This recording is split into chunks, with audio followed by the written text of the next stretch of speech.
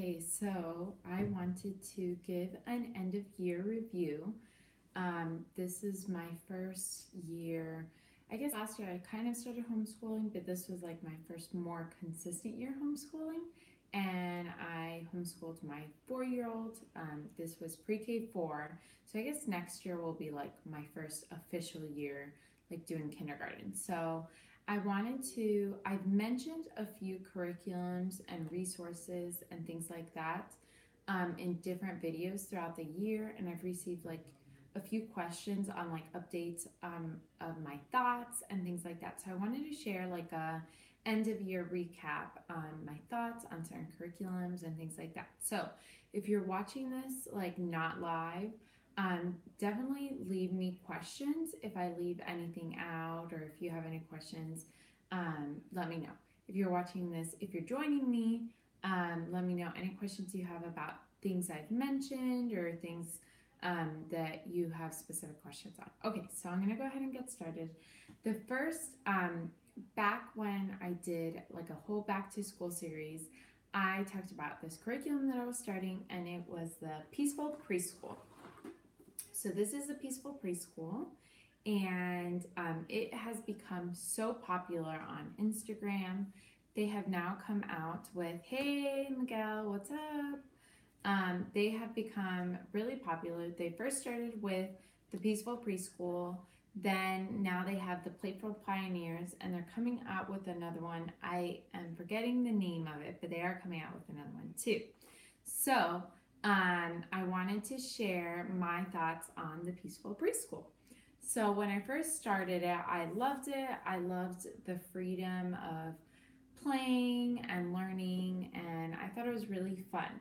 As time went on, I felt it may have just been my personality or Leah's personality, a combination of the two, or her age, but I just felt like this wasn't working for us anymore.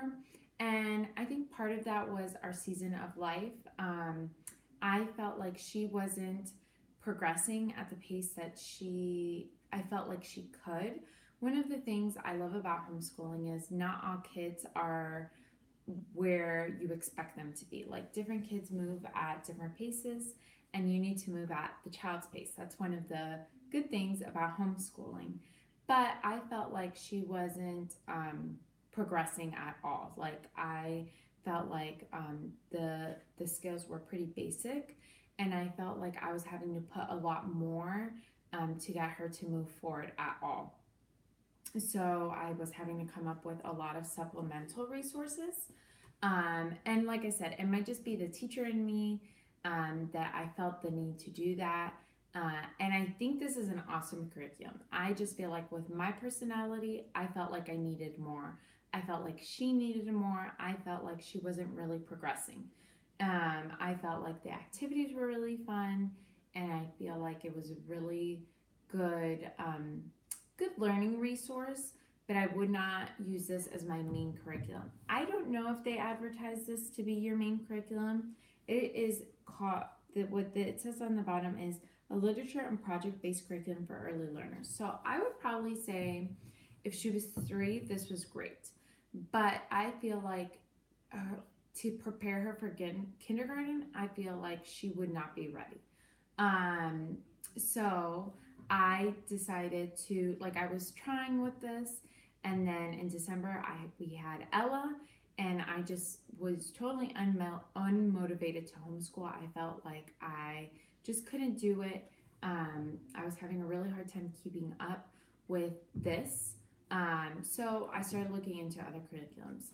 I want to repeat, I think this is a great curriculum. I just feel like in our season of life, and Leah specifically, I felt like it was not a right fit for her.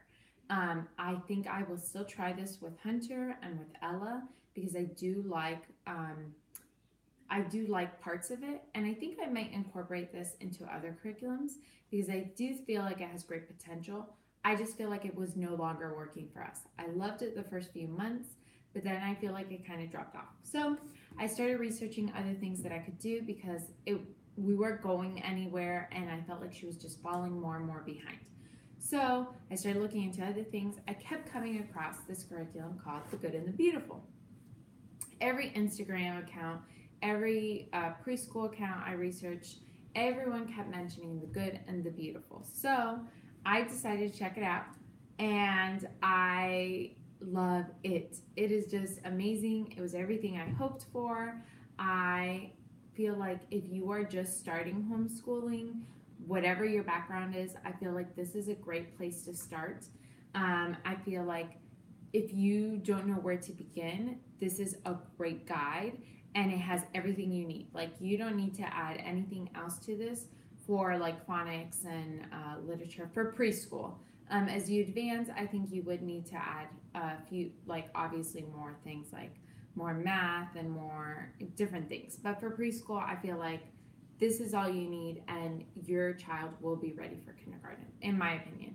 I feel like Leah has made so much progress. We started the beginning of the year with Leah not even being able to trace or wanting to trace on her own.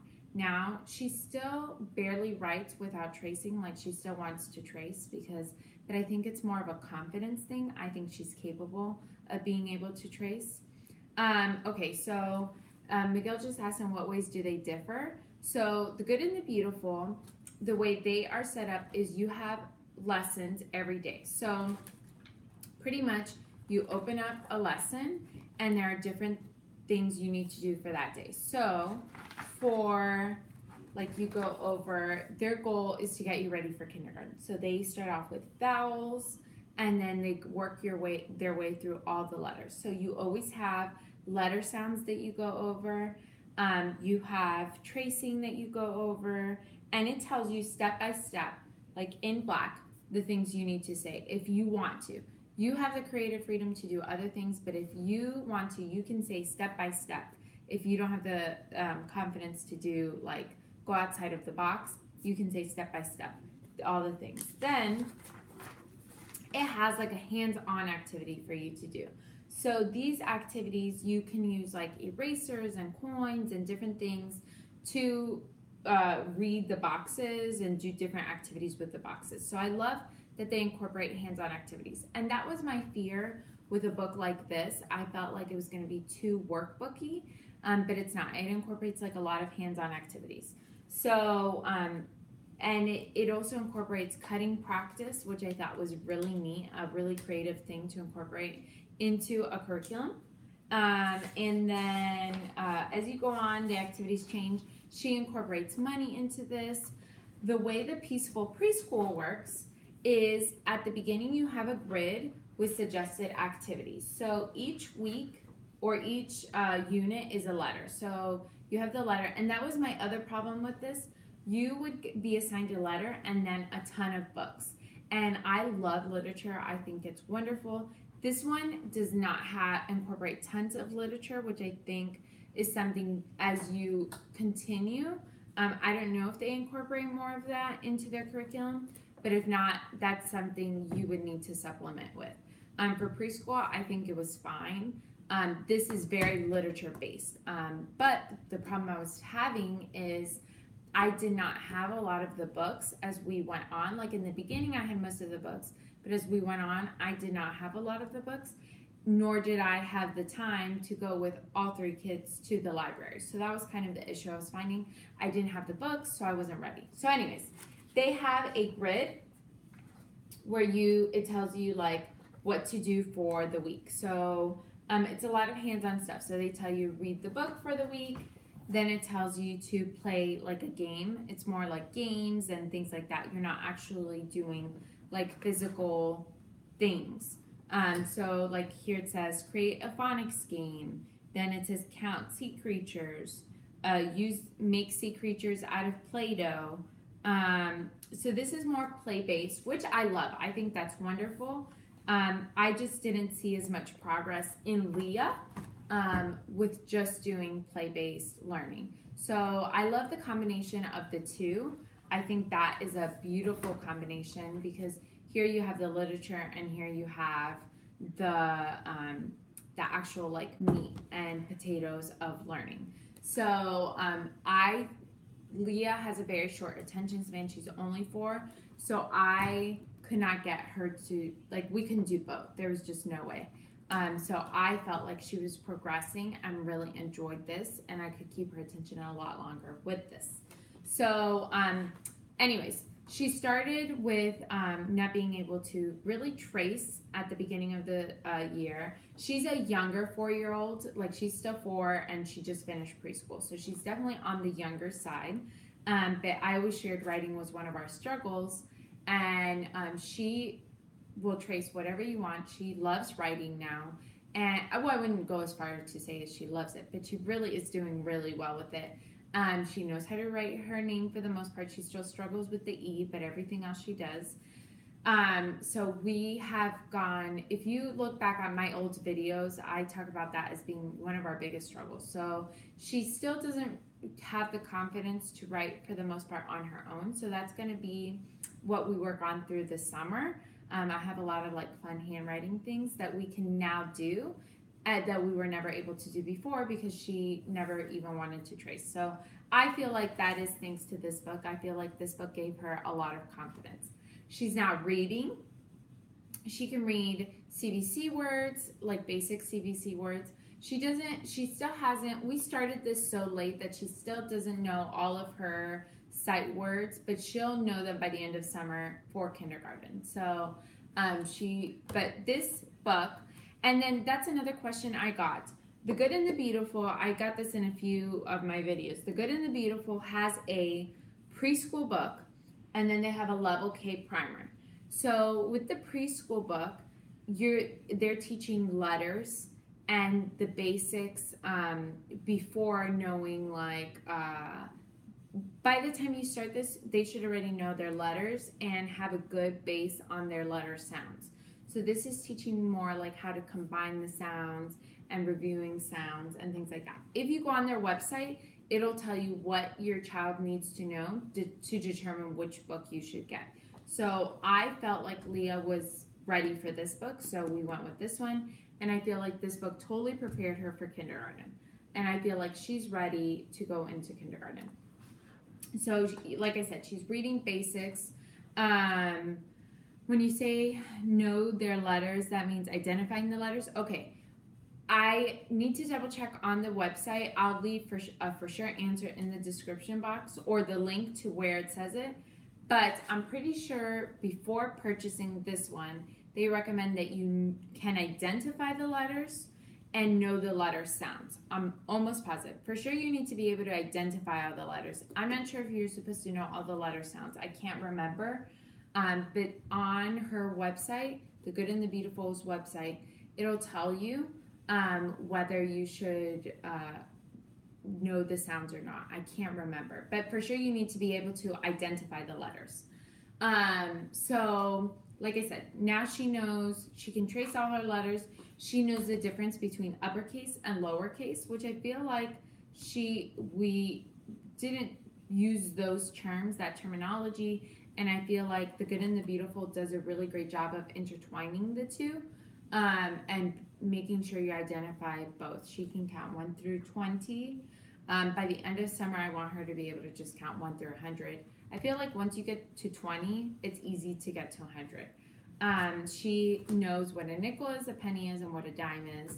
And she uses those.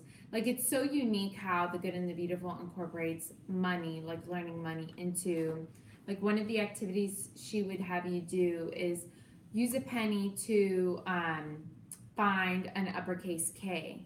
And you would have to figure out which one is the penny, and you would pick up the penny and put it on uppercase K. So that's reviewing money and letters. Or she would say something like, use the coin that is worth 1 cent and put it on a lowercase m, or things like that, which I feel like is such a creative thing to incorporate into a curriculum. Another question people ask what The Good and the Beautiful is. The author of The Good and the Beautiful curriculums is Mormon. I am not Mormon.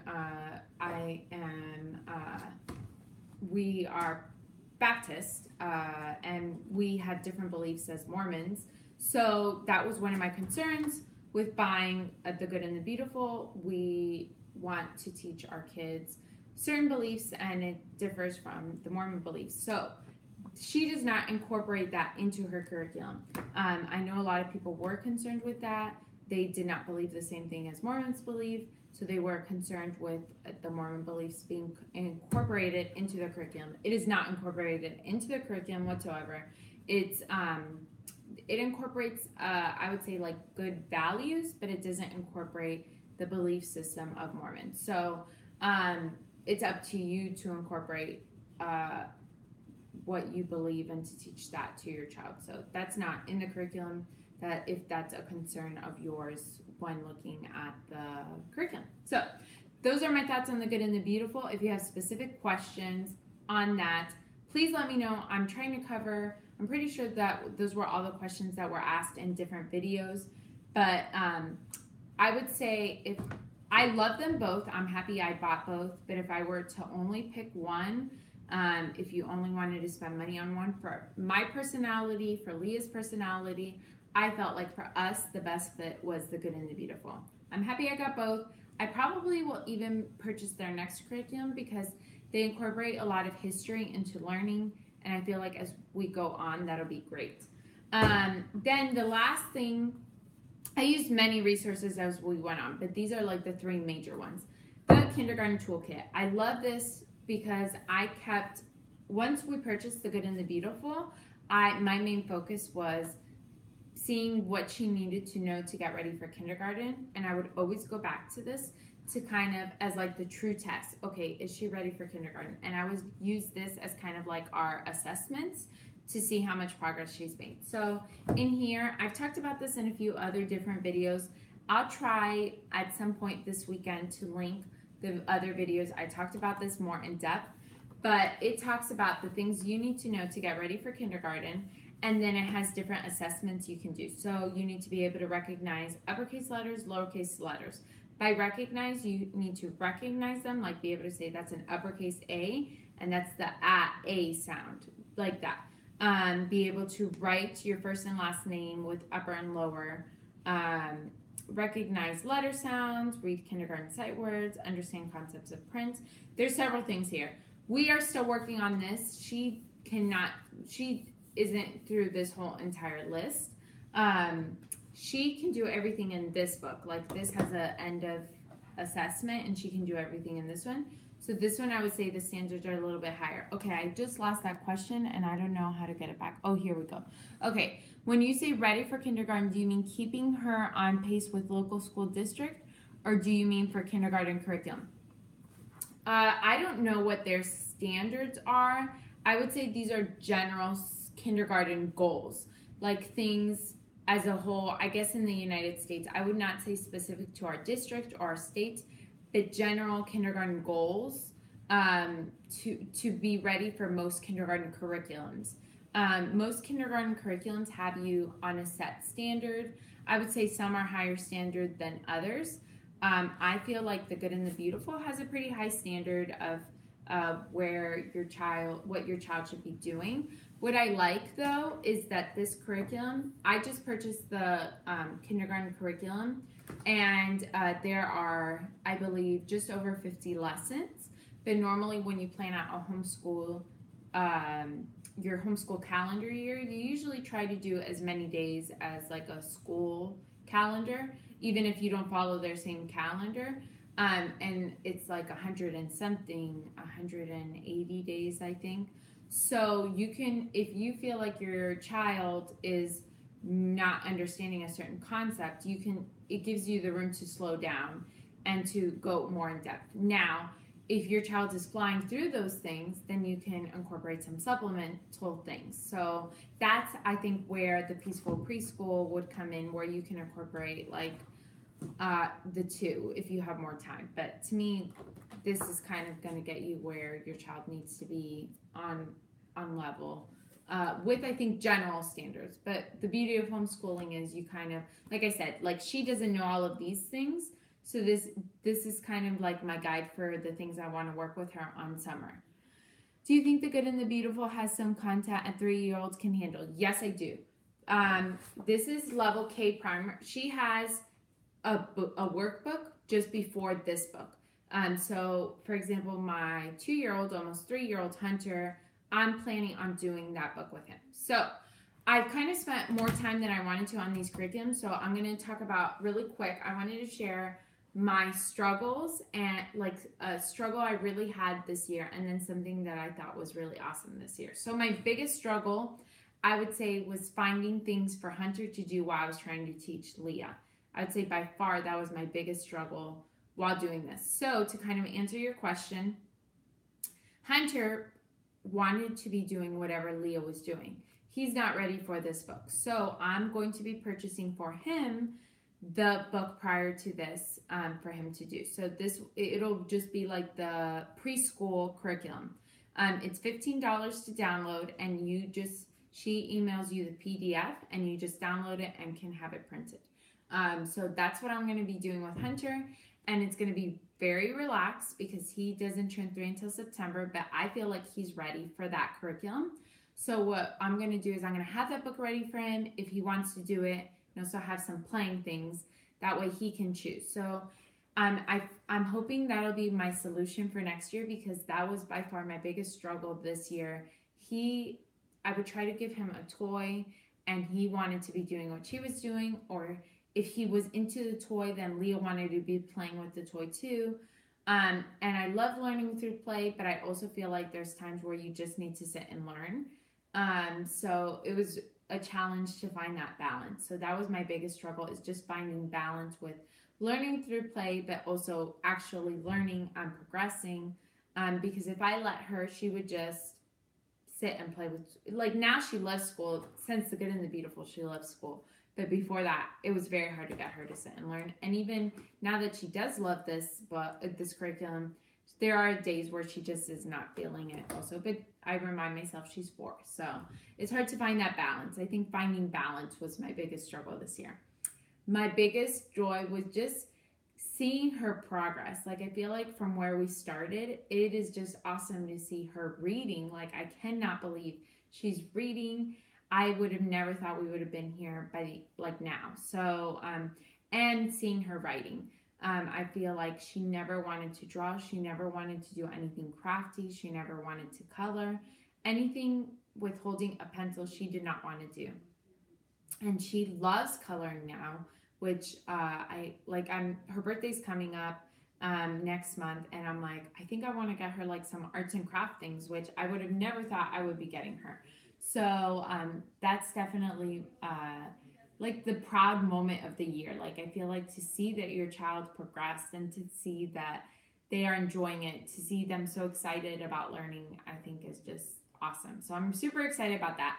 I am preparing like a summertime basket for her of kind of like things that I still want her to work on, because we didn't start this book until February. We're all finished with it because she was just awesome, and this is much shorter than the regular curriculum, so we're done with it.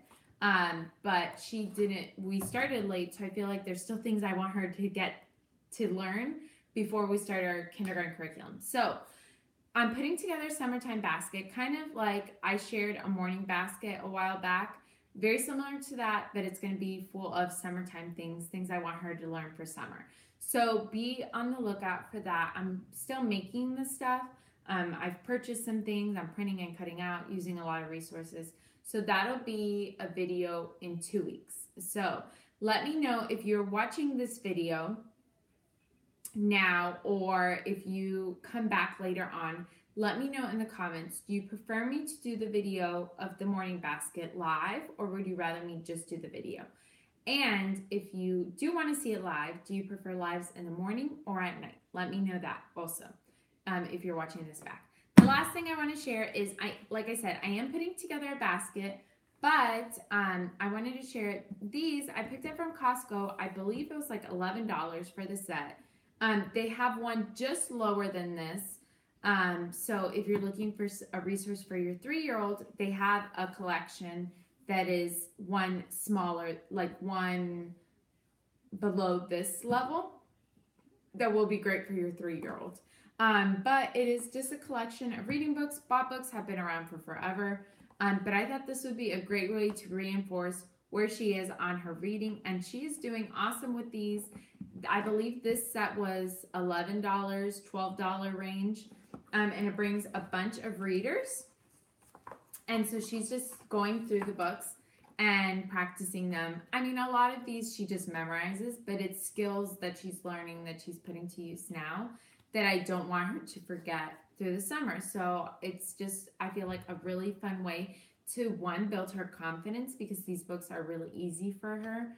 I'm sorry, not really easy for her. I feel like these are just on her level to build her confidence, but also to reinforce the things she's learned. So these are awesome. I highly recommend them. They're at Costco right now. They sell them on Amazon too, but it brings a whole bunch of readers.